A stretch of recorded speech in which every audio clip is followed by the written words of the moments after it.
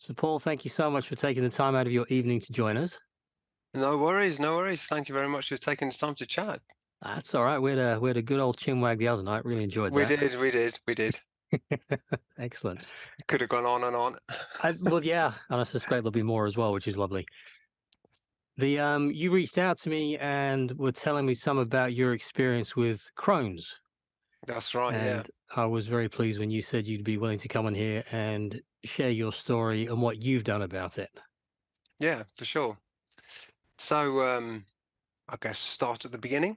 Hmm. Um, New Year's Day 2001, um, after a typically large night out, as we do, got up the next day, feeling pretty rough, kind of put it down to kind of standard hangover, but my guts were a bit, "Ugh." So I went to the loo, and then when I wiped, there was blood all over the tissue, and I was, obviously scared. And I looked in the bowl, and it was like a murder scene. I was like, oh, okay, so I've finally, partied too hard and just destroyed myself, and it was frightening. I didn't know what was going on. I had discomfort, not pain, but discomfort.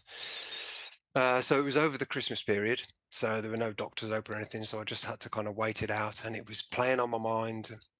What was this? What had happened to me?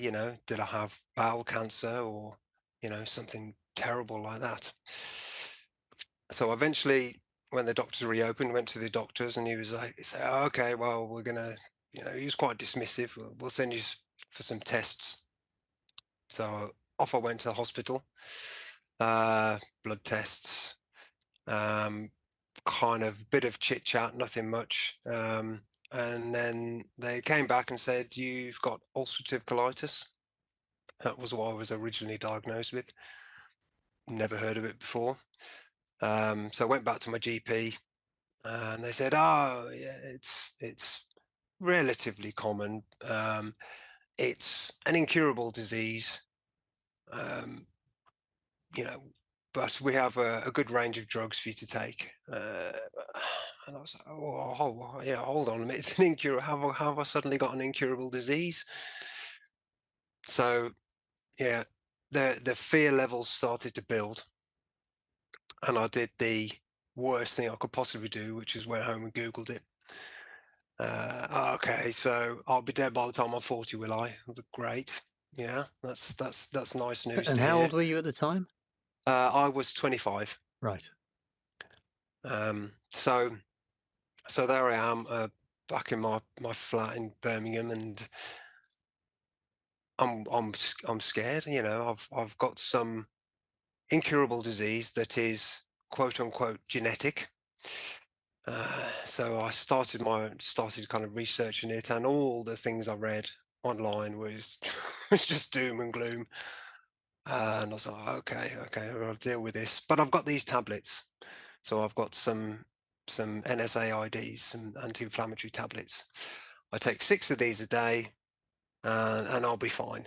Okay, so I'll start taking them, and sure enough, the symptoms are suppressed. The inflammation is dampened down. Um, the bleeding reduced and stopped, which was great. I thought, okay, so I'll take these tablets for the rest of my life. Fine, I can live with that based on what I knew at the time. Now, I came from a family whereby you don't question doctors. They are second only to God, and so I took these tablets, not really thinking too much more about it, and kind of got on with my life, and really just tried to kind of live as normally as possible. I didn't change any habits. I was still partying hard and eating crap. And time went on, and I found I could reduce the dose of these tablets because I did started to notice side effects. I just didn't, I couldn't put my finger on it, but I just didn't feel right. Just, I just couldn't really define what it was. So I worked out that I could kind of start dropping the dose each day, and I got down to 2 tablets. I was like, Okay, well, that's, that's better." And I was feeling better. I was still really, really busy. I was running a .com in Birmingham with a team of people, and it was full on pressure. It was very hard work and hard partying, basically. And the the drugs started to lose their efficacy, so the symptoms started to return. So I would up the dose again, and then kind of start to feel the effects, the negative effects. And my life was kind of rumbling along like that for quite a while. Um, and then I met my partner, my now wife, and she fell pregnant within a month. So all of a sudden, my life started to change quite significantly, as you can imagine. Um, at the same time, my business was collapsing. I was under investigation from the DTI. Um, Not that I'd done anything, but it turns out that my then business partner was doing stuff which wasn't quite legitimate, should we say. And I continued, but I was really starting to, you know, be quite ill. I was going to the loo a lot, kind of 6, 7, 8, 9, 10 times a day. Loose bowel movements, bit of blood, not every time, but kind of quite regularly.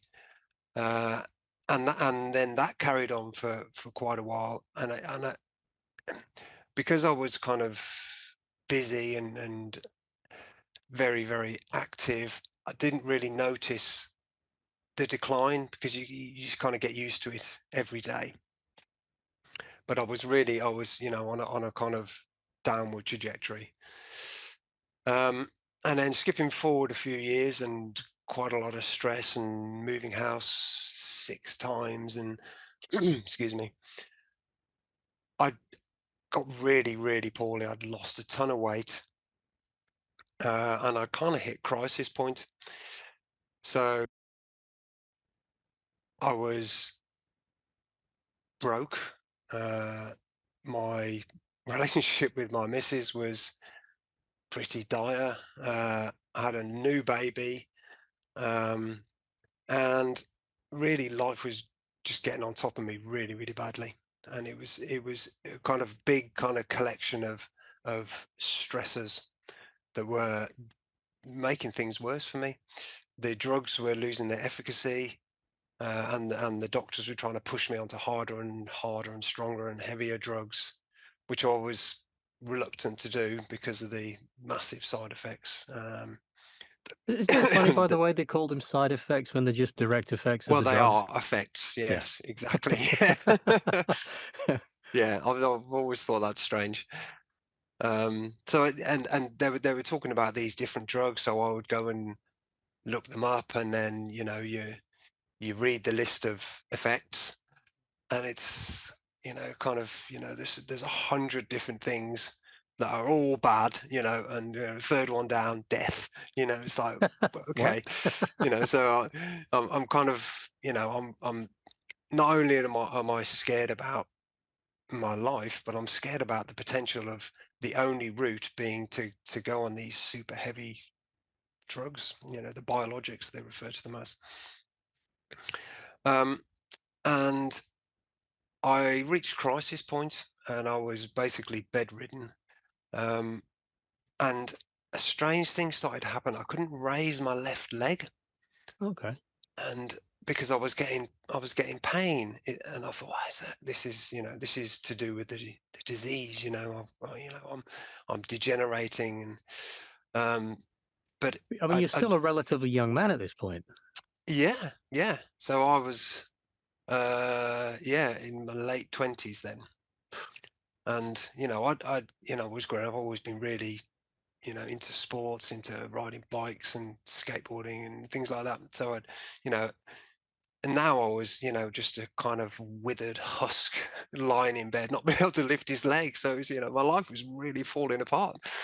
I can laugh about it now because I'm well, and but yeah, at the time it was dreadful. And my my missus said, "Yeah, we just got to take you to the doctors. This is just gone too far." So I booked in to see the doctor. Now, quite by chance, my doctor was on holiday, and there was a locum doctor in, and I went in, and he took one look at me. It was just like, "Well, mate, this has gone too far," and he was examining me. And lifting my legs, I was focusing on this leg business, and he said, "Okay," and he just sat down and he was just writing for ages, and he just handed me this letter. And he said, "Take this, go immediately to A&E, and get booked in there because I think you've got a massive abscess." And I was like, "Oh, what?" And so I got an abscess now as well. Great.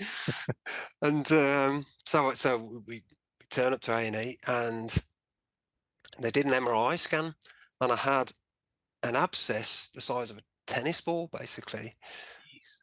where my large intestine had perforated some time previously, and an abscess had formed to try and contain the infection. So what then had to happen was they had to drain this abscess. So they went in through my back with a great big fat needle with no anesthetic. They Why said, does this sound horribly uncomfortable? "Oh, it was." I mean, I've got a kind of catalogue of most painful experiences, and this one's right up there. Now, because it was so near my spine, what they had to do was I had to be in and out of an MRI machine and stay completely still for the entire procedure. So they had to feed this needle in a little bit and then send me back in, re-scan me, back out again, feed it in a bit more. And so it's kind of 4 or 5 scans I had to get this drain in, Oh, which good then God. which so they could then drain it out my back, Yeah. which also meant I couldn't lie on my back for about a month, which was uh, terrible. So I had this kind of tap sticking out my back, and this kind of real nasty kind of green muck kind of gently kind of oozing out, which was an interesting experience. This is all while I'm, still got the bowel disease raging, and so I'm hobbling to the loo kind of, 20 times a day. Because I didn't want to do the whole bedpan thing, and so I had all this kind of collection of horrible things happening, and then so I was in hospital for ages, and they said, "Okay, well, we've reduced the abscess to a safe level, so now we can operate." And I was like, Operate? This is the first time this has been mentioned to me." And then they said, "Yes, we're gonna cut your guts out." And I was, uh, "Sorry, you're gonna cut my guts out? You're just gonna just walk in and just tell me you're gonna cut my guts out? Can we have a conversation about this?" So my fear levels went through the roof. So the idea was they were going to cut my guts out, and I was going to have a stoma. So stoma being kind of an outlet for your intestines, and you wear a bag, so you don't use your butthole anymore. And I'm kind of in my late 20s, and I'm thinking, "Oh, this is what happens to old people, isn't it? How am I going to live like that?" Just so I was totally scared. Understandably My so. quite, yeah. My family and friends, they think I'm a nutcase anyway, because you know I don't like to do what I'm told, you know, unless I know that it's true. Because I'd been rejecting these stronger and stronger drugs, and they thought I was mad. even though they were supporting me, it's not like they just ditched me. They obviously they were visiting hospital, and they were really concerned for me. Um, and it was only really my wife that stuck by me and thought this isn't right. So I was in hospital, and um, because I was so scared, and they just sprung this on me that they were going to cut my guts out. I checked myself out.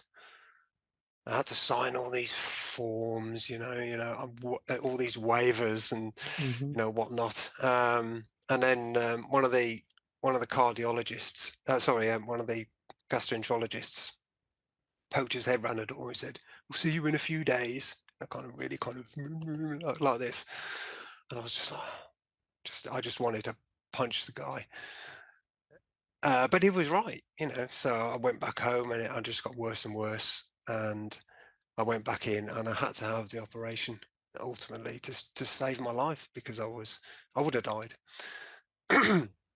What kind of state did that leave you in? Emotionally. um, Pretty desperate, pretty desperate. Um, because that they they don't give you any options. It's not like, oh well, there's these other things we can do. It was you. This has to happen, or you die. It's your Oh, so you choice. you got plan A and that's it. Well, yeah, plan A, and that's it precisely. Or plan C, actually, plan cut. Yeah.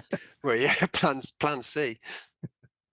So I had the op, Yeah. and I woke up kind of lying on this bed, and I was like a mummy, because they cut me basically from my sternum down to my pelvis, and kind of cut everything out. And they had to, obviously they're slicing through the muscles, and Uh, it was later on the surgeon said it was a real mess in there, because my bowels had perforated, and it was all just a tangled mess. And I woke up in this big kind of like bandage, just flat on my back, not being able to move, yeah. in searing pain. But I thought, I'm actually alive. This is good news. Even though it was horrible, and Yeah. I was kind of drifting in and out of consciousness because the meds were still wearing off. Yeah. Um, Meanwhile, my wife was just in pieces, because I was in a bad state. I was under the knife for nearly 10 hours. Wow. So it was a huge operation, and they said I was lucky to survive, because it was a real bad case.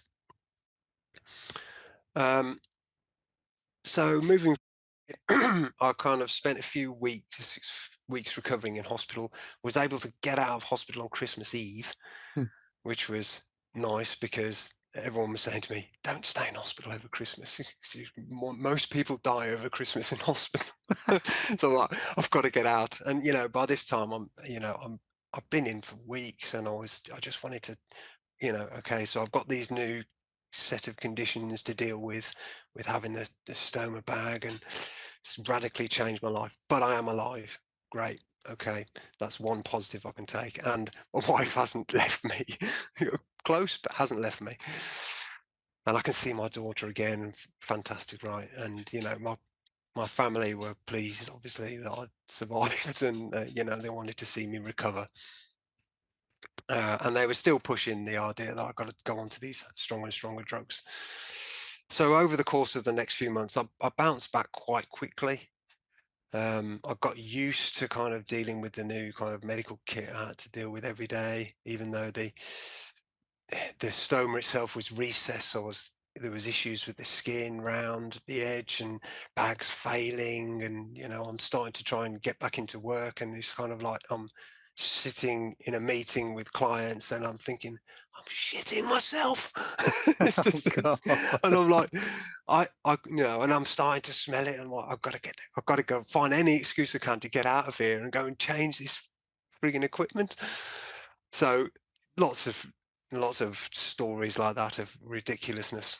Yeah. But I mean, I that's a had hell of an adjustment to how you would normally conduct your life, isn't it? well, it is a complete adjustment.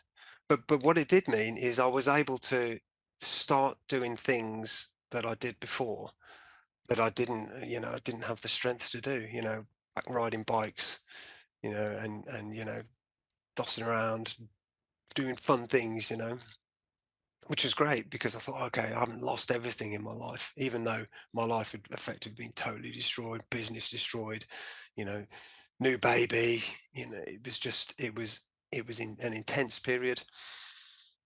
But I started to regain strength, started a new business, um, and at that time, hadn't really, hadn't really done anything towards looking for different options. But it was my wife that kind of hit upon the whole world of natural healing, and we'd kind of been a bit suspicious about the whole medical world because my daughter was vaccine damaged, and we started looking into vaccines. And if anyone's looked into vaccines properly and gone down that rabbit hole, you kind of realize that things ain't always what they seem with what you're told by the professionals, the experts.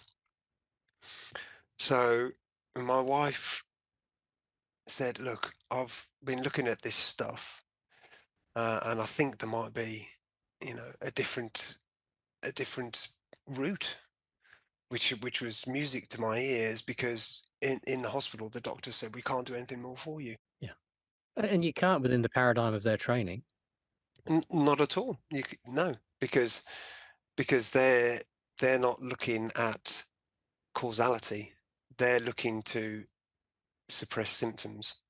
That's that's what started to become apparent to me. So, well, hold on a minute. You say it's an incurable disease, yet when I ask you what causes it, you don't know.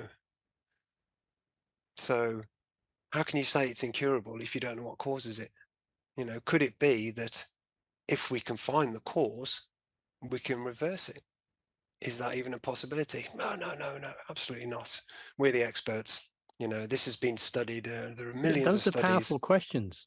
You know, the what if questions are extraordinary if you use them like you did. Yeah, absolutely. But the thing is, doctors don't like to be questioned.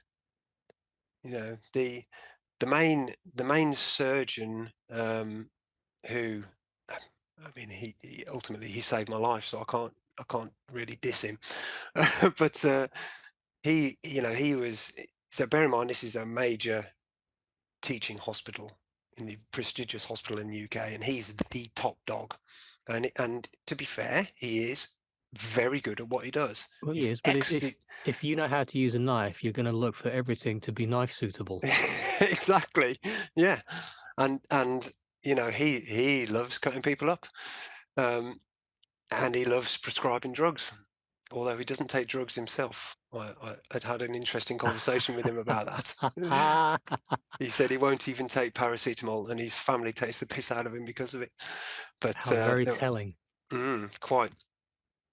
Um, so, Doesn't that uh, set like little alarm bells going in your head when you have those discussions? Like, hmm. well, exactly. Yeah, it's so on the one hand he's saying you got to take this, you know um and if that doesn't work we can put you onto this, and if that doesn't work we can put you onto this, and it's ever increasing strength. And And you say to him, "Would oh you like to try it?" And he's like, "No, thanks." yeah, yeah, it's like, well, you don't even take paracetamol. So Why? I lost my train of thought then. So I'm yeah, sorry. He was talking about ever increasing drugs and no choices. yes, so because they'd said we can't do anything more for you unless you take these drugs, that was what was the real kind of fork in the road. And then my wife discovered a doctor in America called Dr. David Klein, who's been quite important in my life. And I read his book, which is called Self-Healing Colitis and Crohn's. He was a doctor that had ulcerative colitis himself and completely reversed it. and also reversed his wife's disease and set up a clinic. He was then hounded out of the US and ended up in Hawaii. So I bought his book and I read this and I was like, I don't believe it, because the full weight of the best people in the NHS have said there's no cure, and I'd grown up in this family whereby you didn't question doctors. I've a French mother, and in France it's a national sport to take pills. That's anything you can take a pill, brilliant. I'm sure they just take pills even when they're well. So it took me a while to kind of get my head around the fact that this was even possible. And I started to do the protocol, and I noticed a change. I was like, "What? Hold on a minute. This is this is actually starting to work. This actually be real?" So then I thought, right, well, I need to learn more about this. So that's what started, basically 15 years of research of just hoovering up as much information as I can about how how this machine actually works. It's the most exquisite machine ever created. Yeah, that's completely self-healing. Precisely. I mean, at the time, I didn't fully understand that. I was just the first seeds of learning. Well, and hope as well. Well, yeah, exactly. Can I turn my life around? You know, yes, I'm dealing with having to wear a medical device probably for the rest of my life, but can I actually, can I get back to rude health? So I started to put these protocols in place and change the way I was living my life, and I was seeing good effects, but I never quite mastered it and quite got it going properly to fully reduce the disease. I was still getting, some symptoms um, and pressures of life. I was running a photography business. Well, there are very direct links between your health, your state of mind, and your body. They're all completely interconnected. Absolutely, yeah, and it's the stressors, you see. So there's a great doctor called Dr. John Bergman in America, and he sums it up brilliantly. He talks about physical, chemical, and emotional stress, and the thing about it is the body behaves the same way for all three. So I was just starting to learn this, and it was difficult to put into practice fully what I was learning about because of my entrenched programming from my childhood trauma and all the stuff that happens in your life and your behaviors, which are set really early on. So I was still falling, into temptation. It's, oh, it's only a burger, it's Yeah. only a pack of crisps, can of Pepsi. That was my main downfall. I'd finish a shoot at 2 a.m. in London. It's like, right, well, the only thing open is McDonald's, so I'm going to go there and fill myself up with that filth. It was really difficult to break that cycle. So I actually started to go downhill again. And it was, my stress levels were extreme. And I was, trying to deal with this new way of living and relationship problems and second child on on the way, and then then another kind of another step change, and I started to go really down, and again my wife came to the rescue. She said, right, Women are we've got extraordinary creatures for that. yeah, right, uh, yes, and maybe one day you'll meet my wife and you'll understand how amazing she is.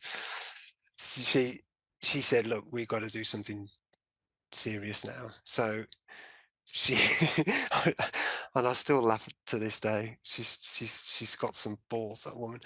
She said, "Right, we're going to crowd fund a trip for you to go to a healing center and get this nailed. What an extraordinary solution. I know. And I was just like, oh, oh. And so immediately my programming kicked in because I can't ask people for help. I can't ask people, especially for money, you know, because of my money issues, you know, in the past. And it's kind of, you know, it, it made me feel physically sick to have to go crawling to people for money. But she was like, we're doing this. Well, isn't So it funny? Because you view it that way, and yet the ones who hear the story and want to help view it a completely different way.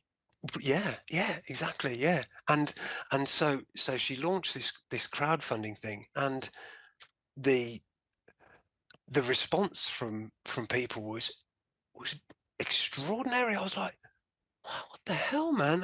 You know, I still get choked up thinking about it, you know, because Well, you got folks there that don't know you that just because they're good people want to help.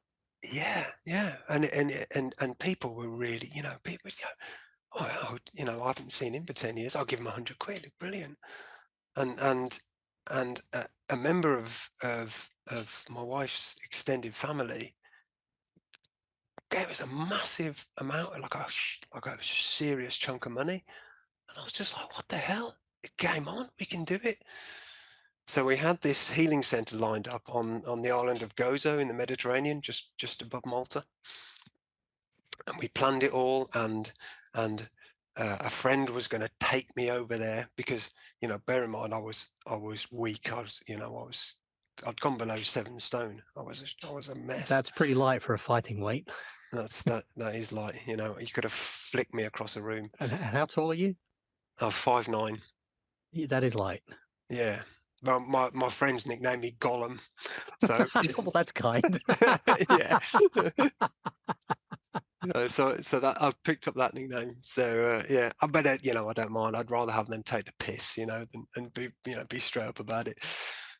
A real gent of a friend took me over to Gozo, literally practically carried me there, installed me, stayed for, you know, a couple of days to make sure I was all right in this healing center. And I was like, okay, you know, I'm here. There are people that know what they're doing. You know, I'm gonna nail this now. And I was kind of sense of relief, even though I felt like death. Uh, and then it turns out this healing center was a load of bollocks. I'd been lied to by the director of this center. It was an absolute shambles. I had the the head nutritionist there in my room crying on my shoulder because she couldn't cope with the stress and the way the whole place was run. And I'm sitting there thinking, hold on a minute, you're supposed to be helping me, and you're in here crying on my shoulder. What the hell have I got myself into? It was dreadful because all these people were backing me, and I'd started doing a few videos to kind of to update people on, you know, oh, and I'm going to do this, and I'm going to be really healthy, and it's all thanks to you guys, and this is happening, and so, you know, I was on the phone to the director saying, this, what the hell is this horse shit? You know, this place is absolute shambles. Nobody has got any idea what that I knew more than them about health and healing by that stage than the flipping nutritional therapist. The whole place was in meltdown. So I was like, okay, there really are no saviors. So You I know, that checked is out of there. such a critical point. That's it. There, there are no saviors. It's on you. And yes, you can get support off people around you, but you got to do it yourself. And that's so key to the whole kind of journey I've been on. Um, so I checked myself out. I checked into an Airbnb, which was an interesting move because this Airbnb was like basically a freezing cold, long concrete apartment uh, with just kind of bare breeze block walls. which is kind So of so it was how the it's done budget out end of there, and things. it was it was the budget end. Um, so I survived a few days there until I found a better place, which was kind of further round, kind of in a nice little town called Marcel Fawn. And I could see the sea from I had a little porch, and okay, so this was better. Um, and I managed to get a bit of money back from Yeah. I nearly said the name of it then, but from this. No, we do this isn't live, by the way, so I Oh, right, okay. So I got a bit of money back, and I decided to pay for a consultation with Dr. David Klein, mhm, whose book I'd bought. Yeah, so I decided to book a series of consultations with Dr. David Klein, which was probably the best move ever, because although he's actually dead now, unfortunately, but he's quite quite an unusual character, and he doesn't suffer fools gladly. So he really ground down on me, which was which was difficult because I was in a real fragile state. But he got me straight, and he said, "Right, this is what we're doing." Boom, boom, and we engaged the protocol. And after just 3 days, all my symptoms had gone. 3 days. Yeah, 3 days. How So marvelous. no pain, Yeah, no bloating, yeah. no bleeding. And I was like, "Oh, this is extraordinary." And I'd already, in those 3 days, I'd already started to get a bit of spark back. I was like, it just needed a little bit of hope, because I'd had all this nightmare with these idiots at this healing center. But you say that, and I agree with that, but at the same time, if you hadn't had that, you wouldn't have taken the step you took. Exactly. Yeah. So I'm thankful in a way that it went the route it did, because you know you never know where the next turning point is going to come from, and quite often you don't really realize at the time that that's, even though it's painful, that's beneficial. Well, the other thing is you Yeah. won't get to that turning point if you're not moving because you can't steer a parked car. Yeah. So I started to improve. It was great. I'd had I'd speak to him every day on. I had kind of pretty shonky internet connection, so it was audio only. But I was able to kind of, I was keeping in touch on email, and he was checking in with me, checking what I'm eating, and we were going through the protocol, and I really started to improve, um, and I started to get energy back, and I was sitting in my kind of little lounge area, and I could see out the window in the distance. There was this kind of uh, hill, I'd say.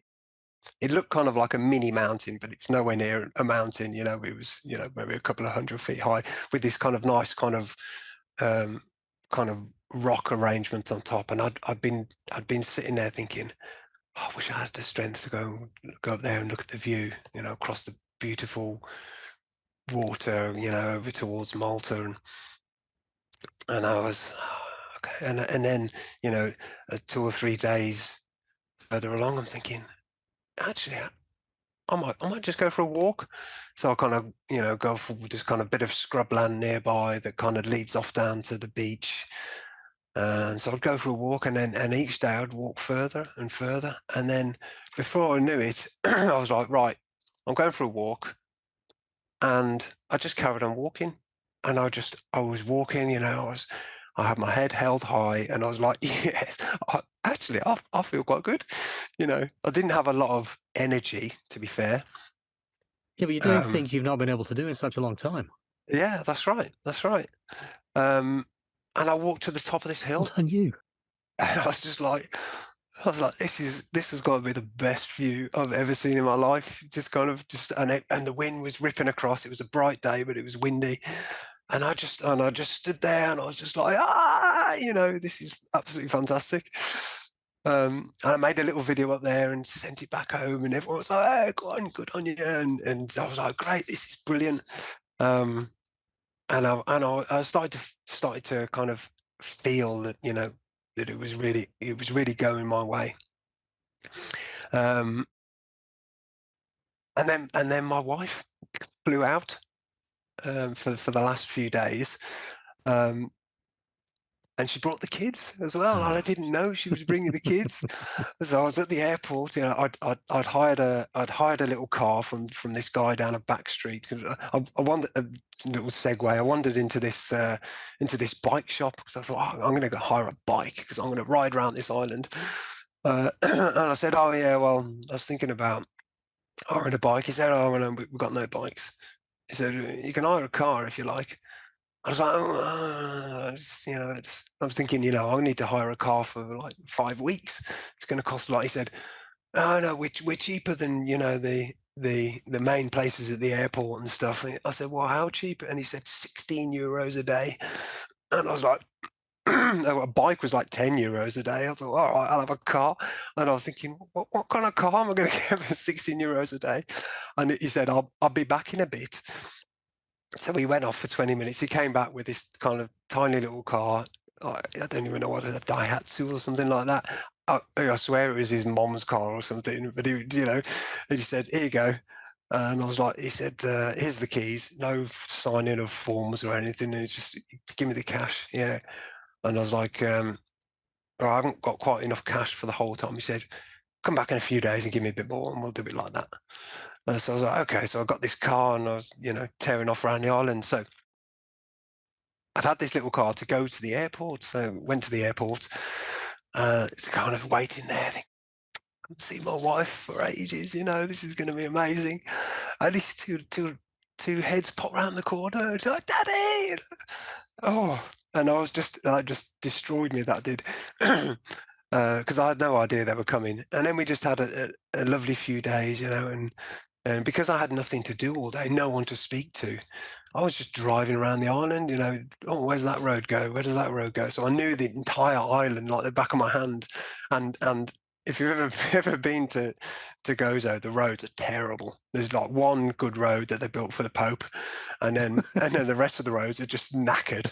But I knew all the potholes, the kind of, you never kind of, pay any attention to which side of the road people are driving on, and so I took my wife and the kids to all the spots I found, all the little kind of off the beaten track places, which was lovely.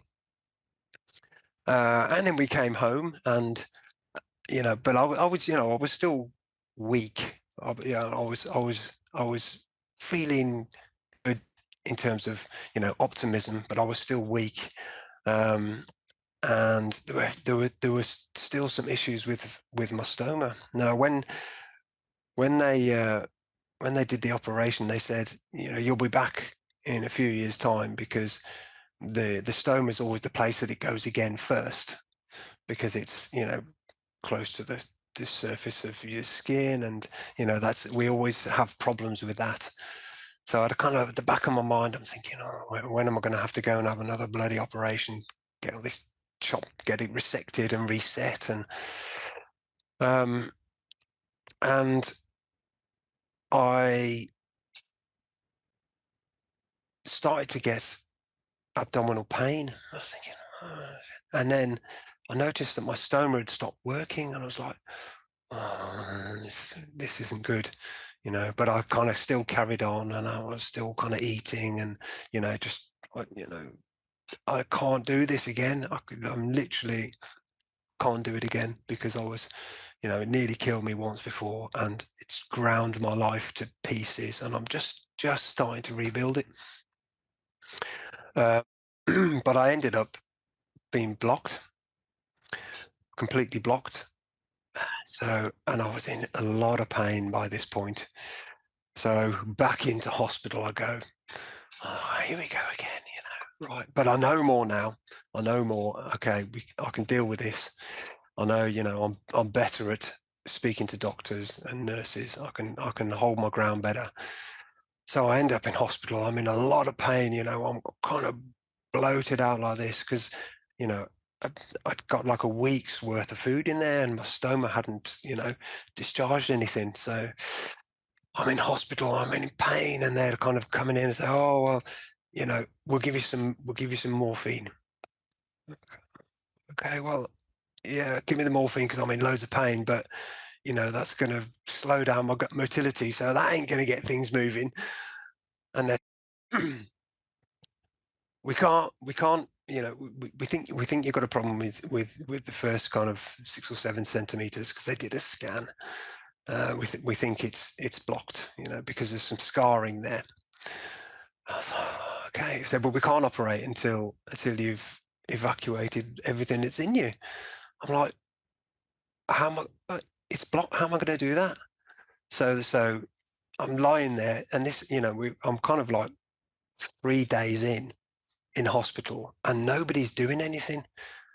And I said, I need someone to sort this out. And quite by chance, short while later, I saw the original surgeon, the big dog, walk past. So I yelled out his name, and I said, "You need to get over here." So he came striding in, and he took one look at me and one look at the chart, and I said to him, I said, "I need you to do something because I'm getting no traction out of any doctor or any nurse here. I'm being ignored." And he took one look at me and obviously saw in my face that I wasn't messing about. This was getting serious because I was in agony, and I was, I got a huge kind of but like bulging gut out here, and I was just kind of welded to the bed in pain and terrified again. I just begged him. I said, "You need to do something because this is insane. I'm getting nothing." And then that day, that's when it completely changed. It was just like boom, boom, boom. The doctors, or he went out and just gave everyone an absolute bollocking. Said, "You need to sort." So this other doctor came in, a kind of a younger gastroenterologist, and he brought this great big long kind of catheter, and he kind of came in kind of waving it around like I was like, "Oh, right, okay." And he said, "Okay." He was a nice guy. I mean, supremely arrogant, but quite a That nice that guy. does seem to go with the territory. It does, yeah, yeah. Um, and then what he was going to do is use his catheter to insert in my stoma to get past this occlusion where the scarring tissue was, and then see if he could drain some of the matter out. So this catheter is kind of like a long pipe, and it's got kind of two cavities in it, so he can inject saline and kind of flush it through. So They're like so he sticking big needles in you, don't they? Yeah, I mean, but this thing was flexi, like a Right, hose okay. with a kind of like a shaped end and a couple of taps on the end, so we could attach various syringes and stuff. So he slides this thing, and I can feel it going in. You're not supposed to be able to feel your guts, but I can feel my gut. I know where every bit of my gut is, and it's sliding it in, and then he's injecting this saline, and then I look down and I see the kind of stool, if you like, the matter kind of slowly creeping down this pipe, and I'm thinking, oh, brilliant, it's coming out, I'm saved. And it gets to within about an inch from the end, and he just goes, "Oh, no," it turns it off. He goes, "That's not working." I'm like, "What? What are you on Like it was about?" working to Yeah, I me. can see. We're looking at the same thing here. That's coming out, and you've just turned it off. Tell me you're not going to walk away. And he just stood up and he walked away, and I was like, "Are you having a laugh? This is insane." I'm like, I'm just looking down at this thing, and then I'm lying on the bed. Then it kind of just it's a bit gross, but there's this big kind of fart, and then this tube just goes and just kind of flops its way out and just slaps on the bed next to me. And I'm thinking, am I in am I in some kind of am I in some kind of weird kind of cult movie or something happening here? This is and I'm just like, so at this point I'm now desperate. I'm like, and I'm pissed. I am so angry. This guy has just waltzed off with his attitude. When it was, this stuff was starting to shift, and I was like, right. There are no saviours. I need a plan. So get me some morphine. I need to think. So they came and they jabbed me full of morphine. And I remember just lying there thinking, I'm not in pain. I'm not in pain. This is thinking time. Actually, no, it was tramadol, not morphine. So I was a bit monged. I was going, but I was still, I was still able to think. So I thought, right, here's my plan. I need to get this matter out of me so that they can resect the stoma and we start again, okay? Because I know the protocol now. I just need this physical blockage to be sorted. So, okay, what have I got? I've got this slimy pipe lying next to me like an alien's tail.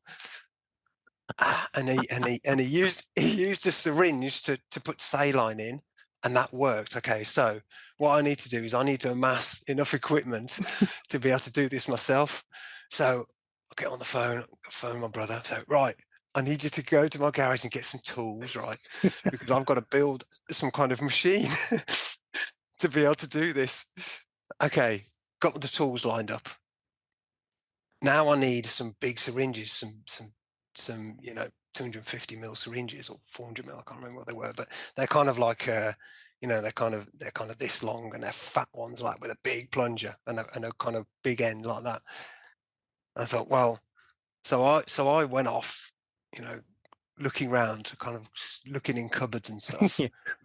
Couldn't find any anywhere. Plenty of kind of pads and bits of paraphernalia, but none of these big fat syringes that I needed. So I'm looking on eBay and thinking, oh, it's going to take ages to arrive here, and I thought, right, well they've definitely got them because they use them. So I need to identify the weakest link, and I thought, right, I know who that is. I know exactly who that is. It's this lovely little Chinese nurse who was always just hassled because she would do the night shift. And it's a kind of there's 25 beds she's looking after, so she's rushing around like crazy all the time, and she's always like, "Oh yeah, I'll be right there. I'll be right there." And she just goes around saying, "I'll be right there" to everyone. I'm not even sure she does anything. Anyway, so I'm thinking, right, well, she's my target. So I called her over. I called her over. It was kind of, this was kind of uh, probably 9, 10 o'clock at night. Lights are starting to be dimmed. People are settling down. Various groaning from the other poor, unfortunate souls in my ward. And I said, I need a couple of those. No, I said I need one of those. No, I said I need two. Yeah, I need two of those big syringes. Can you get me a couple? And she went, what for? And I was like, shit, I didn't think of that. I didn't think of an excuse.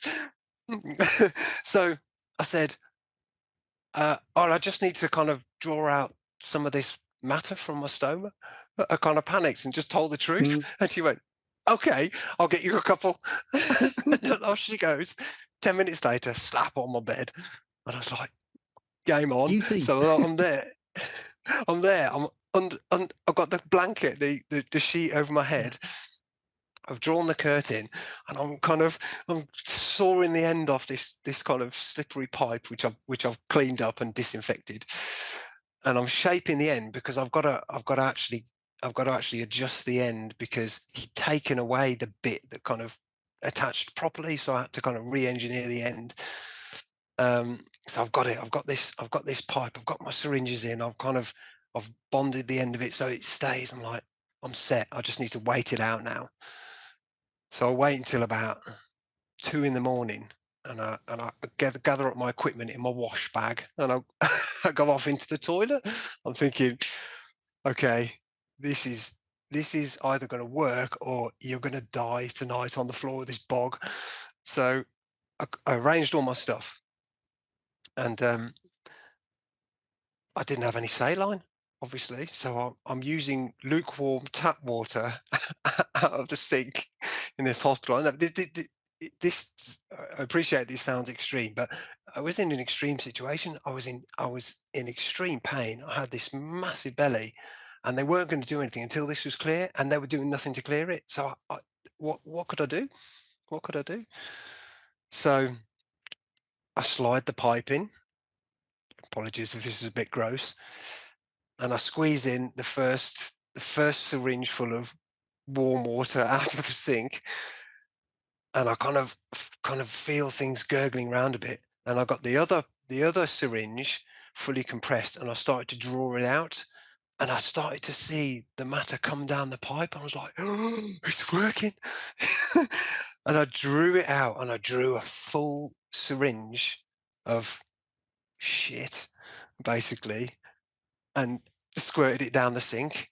I was like, "Oh, I need to go in again." So I did it again and again and again, and I withdrew over 45 syringes Good of grief. matter out of me that night.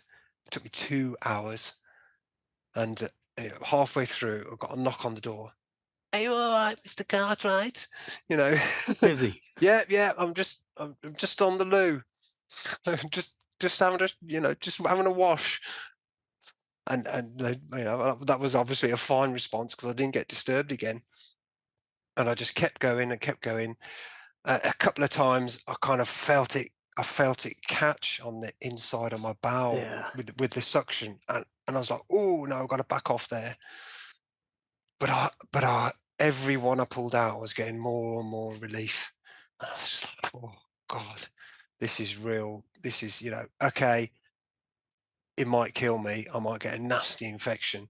And I could have done, but it was coming out. So I did all this and then cleaned everything up, went back, and I slept for the first time in about a week properly, more than a couple of hours. Woke up the next morning, and the doctors came round, did the morning rounds, and they said, "Oh, you're looking better. Yes. Is your stoma working again?" I went, "Yeah, yeah, it started to work. Yeah, loads came out. It was great. Yeah, yeah. It was a bit uncomfortable, but yeah, quite a lot came out." And they were like, "Okay, we're just going to send you for another scan, and then we'll see how things are looking." So Where did you another hide your scan. tools you'd made? So I kept them in my wash bag, in my kind of night bag, in the kind of cabinet in the cabinet next to the bed, you know. And this thing I'd named Le Pipe du Merde. So yeah, this was my kind of my prize tool, which unfortunately I lost in the house move because I was going to put it in like a glass Cage. cabinet as a kind of just to remind me there are no saviors. Exactly. Um, so I then had the operation. Um, they said the first kind of 7 inches was had got scarred up again and was gammy, so they reset my stoma, um, and that was 6 years ago, I think, Right. and I've never looked back. And my since then, so since if I can go back to Gozo a bit, the key to it was the realization that the psychological side was what was holding me back. I knew the protocol. I knew what it involved, but it was the psychological side that was holding me back. And when I was in Gozo, because I had no one to talk to, I the only place to go was in, and that was quite traumatic because I started to understand more about my childhood and my teenage years and the various things that had happened and the kind of entrenched responses that I was doing. And I I actually think I had an eating disorder, because I was using junk food to suppress the pain. Not the physical pain, but the emotional pain that I'd buried so deep. So my time in Gozo was the kind of turning point and the realization that that's the major work is what goes on in here and in my heart, not just my guts. It's got to be everything. And I was working on my guts but it kind of, I wasn't working on anything above my guts. Mm. Uh, But we're so, never so taught that stuff, and yet that is the absolute key to everything. it is, it absolutely is, and I really get that now. But I didn't at the time. So that was a real turning point. And then once they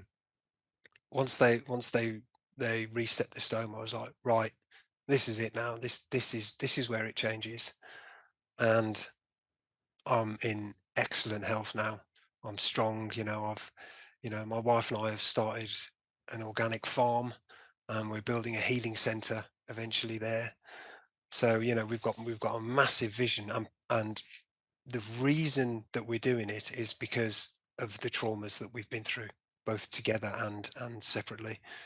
And now we see the connection between, right from the soil to your brain, basically, and the way all that is intertwined and linked, inextricably linked, because you can't separate yourself from nature No, and expect to be healthy. no, you are You nature. can't.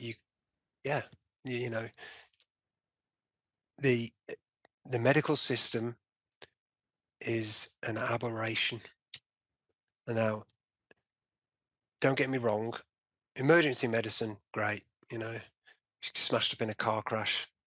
The things that doctors can do is extraordinary, and the drugs that are available are extraordinary. The morphine, for a start, without morphine, there'll be a lot more suffering. Um, but the chronic care in the medical system is horrendous because it doesn't address root cause. It seeks to treat symptoms. Now, the thing about, I should quickly say, so when I had my big operation, they changed my diagnosis to Crohn's disease because there was disease present in my small bowel. The finger is pointed at inflammation when you have bowel disease. They point at inflammation. Say, inflammation is the problem. We need to stop the inflammation. So it's anti-inflammatories, it's immunosuppressants, because your body is attacking itself, Which you and I both know it's not. which which is horseshit. But it takes a certain amount of research to really understand why that's not actually true. Inflammation is part of the healing process itself, and for all its wisdom, the medical establishment seeks to stop that.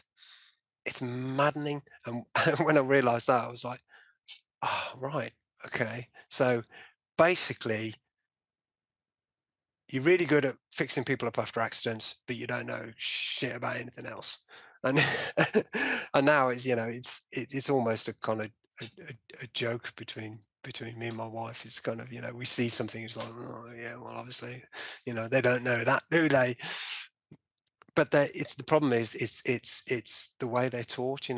I firmly believe that doctors and nurses go into that profession because they want to help people. They want to make people well. They don't want people to suffer. I really, so I'm not dissing doctors and nurses, but the system that has been created to teach them is flawed because it won't allow looking into root cause if there's a drug available to deal with it. Now, I'll give you an example of this. So there was another gastroenterologist who I became quite friendly with, who was absolutely brilliant. And I used to go and see him from a kind of 3 monthly or 6 monthly checkups. And I'd walk in there and he'd go, oh, and bearing in mind he sees, hundreds of patients a week. I don't expect him to remember who I am. And he goes, oh, sit down, Paul. And he's like, so what drugs did you take? None. And he's like, and he's like, and he starts reading the notes. He's, oh yes, So we built up this relationship over time, and it got to the stage, where I'd walk in and go, Paul, sit down, right, and he'd get his pen and he'd say, now, tell me what is it again you do, and I'd go through the process, and he'd say, how is it that you're getting better and all my other patients are getting worse? and you know, we'd have this little joke and say, "I don't take your poisons." So when I, you know, when I kind of explained it to him, he said, "Look, we need to have an off the record chat here." I said, "Yeah, that's fair enough." He said, "Look, Paul, I see what you're doing. I get it, but I can't do that for my other patients because if I go, if I veer off from the protocols that are handed down to me by the trust, then I'm personally liable. So I can't do it." And you know, it was that conversation I thought, right, well, I need to do it myself. So I retrained as a nutritional therapist, and I help people to do exactly what I've done, which, you know, is, it's simple, but it's not easy to do because there are so many factors involved in terms of behavior change. And that's the kind of major part of it. It's the behavior change, because you can teach people the facts, you know, and about the nutrition, but, and I know from personal experience how difficult it is to change. So what I'm doing now is I've researched for 15 years, but I've also got the first-hand personal experience, which is kind of different to doctors really, because they learn everything, but you know, there's not many of them I'm going to that have suggest been that through a word's crisis. erroneous. They're taught everything, and there's a big difference between being taught and Okay, being yeah, learning something yourself. correct, yeah, yeah. So you've So learned, they're taught.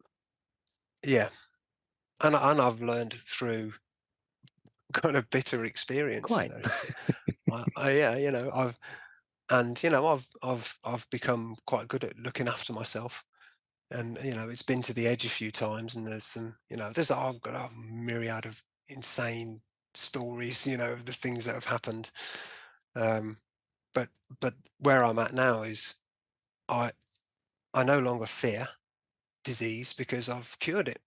And people say, "Oh, you can't use the word cured, you know, because, you know, the Advertising Standards Agency will come down on your head like a ton of bricks." Well, you know, you look at the dictionary definition of cured, and it's, you know, the absence of symptoms, you know. But the disease itself, Crohn's disease, is not, it's not something you catch. It's definitely not genetic, as far as I can tell. It's obviously, there's still doctors claiming that, Mm. but It's an uh, effect. yeah, it is a collection of symptoms because you're damaging yourself and your body's going, "I'm trying to heal." You're damaged and you're deficient. And so you're expressing these symptoms. Yep. To try And and get your that's attention, and they get ultimately worse and worse until you either get it or you die if you don't deal with it. exactly, exactly. And you kind of do a little bit, and then you kind of, then you kind of, you think, "Oh, well, I won't bother doing that anymore. Oh, it's only one can of Pepsi, you know." And then the cricket bat around the back of the head. How many times have I got to warn you? So, you know, but I've learnt my lessons, and it's, you know, you know, I'm enjoying the fact that I've beaten an incurable disease, you know, a dis-ease, as we refer to it, you know. Yeah, ill at ease. Ill at ease, yeah. It's your body saying, "There's something you're doing to me which I don't like. Stop doing it, please." And it's relatively straightforward. Yeah, So as are yeah, most it's, things. yeah, and the interesting thing is, so I learnt about, you know, the bowels and Crohn's disease, ulcerative colitis, um, and I became really, really, really hungry for learning. So I was kind of going, "Oh, well, what else? What else don't I know?" You know, let's look at the cardiovascular system. You know, let's look at diabetes. Let's look at, you know, kidney disease. And the really interesting thing that started to emerge is the solutions for pretty much any autoimmune disease, and I would argue pretty much any non-communicable disease, are the same. Yeah, The if there solutions are are any the same. communicable diseases. Well, quite. That's yeah. Yeah. Because That's a different terrain, well, shall we no, it is say? a different terrain, exactly. Yeah. So, I always look at things like you've got toxicity and you've got deficiency, you've got physical damage, and you've got belief. And that pretty much sums up the areas to look at in every single case. Yeah, absolutely. Yeah, So, I have a and question it for you. yes, If anyone would like to reach out to you, is that something you're open to? yeah, absolutely. Yeah, Okay. yeah. Do you have a way of contacting you through a website? My website, I've kind of stayed away from my web. Fine. No, I that's do, fine. but I'm contemplating putting a couple of sentences on there saying everything's private. Yeah. Um, Well, but like I've my done on email mine. address, yeah, yeah, Yeah. Okay. yeah, because that's how I need to operate. Well, we should That's all be operating in the private because then all the public yeah, rules don't apply. Because it depends precisely. on your capacity. If you're acting in the private, it's a different capacity to public. You're acting in the public, you are going to get tramped on. Yeah, Cool. Okay, so you've got an email address, have you? If you let me have that and you're open to that, I'll put the links in the show notes back to my webpage. And people, if you're interested, will have to go to the webpage to find it. You're not going to find it on YouTube. Is that fair? yeah, that's great. Good. Yeah, Good. and yeah, I'm glad I do charge, Hmm. for consultations because my time is not free No, it shouldn't be. and my experience is not free, Yeah. but it's not a thousands. It's a reasonable amount Yeah. of Sure. money for my time, Yeah. and but the thing I will say is I can't heal people. No. You got to you got to do it yourself. Yeah. Yeah, I can hold your hand and I can support you and give you you know the knowledge that you need, but I can't do it for you. That's the real difficult thing, because I've tried to help a lot of people over the years Hmm. before I was a nutritional therapist, um, and people get it. They get how it's done, but when it comes to that behavior change, that's the most difficult bit. So that's what I coach people with, is Sure. is how to actually put the consistency in place. Yeah. And that's what it's about consistent behavior. It's not massive sweeping No. changes. It's changes that are doable, that you can then be consistent with over Yeah. time. And then you get the compound effect. Yeah. It appears that not much is happening, and then it hits the curve, and, Yeah. and you're away. Yeah. That's the key to it. Yeah. Paul, that's been extraordinary. And you told a very harrowing story in a very amusing manner, which was delightful. Thanks.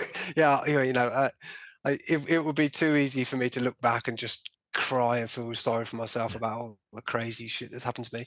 But just like you say, these things have happened for Yeah. a reason, and it might sound weird to say, but I'm actually thankful Mhm. of having Crohn's disease, because I wouldn't be where I am Yeah. now. I wouldn't have the perspective I have now, Yeah. and I wouldn't have the respect for this machine that I've been gifted, Yeah. to enjoy the world in. Yeah. And I wouldn't be setting up a healing center and a farm with Yeah. with my wife. It wouldn't be happening had I not been through these experiences, because Yeah. that was the training to get me to where I am now, and where I'll be in the future. And it's about helping people who Yeah. are in desperately shitty situations and in Literally. pain. Yeah, and Yeah. kids Yeah. have Crohn's disease now, Yeah. and that's not on, man. That is not on. No. In a modern world, kids should not be having Crohn's No. disease. We're going to lose the connection in a couple of minutes, or less than a minute, Okay. actually. If there's anything else you want to say, if not, we can end it here. But I want to speak to you on the phone. Okie dokie. Yeah. Great. All right. No, In that case, thanks very much for having awesome. me on. No, thank you. That was absolutely magical. I'll call you in a second, mate. Brilliant. Thanks, Paul. Cheers. Cheers. Ta-da.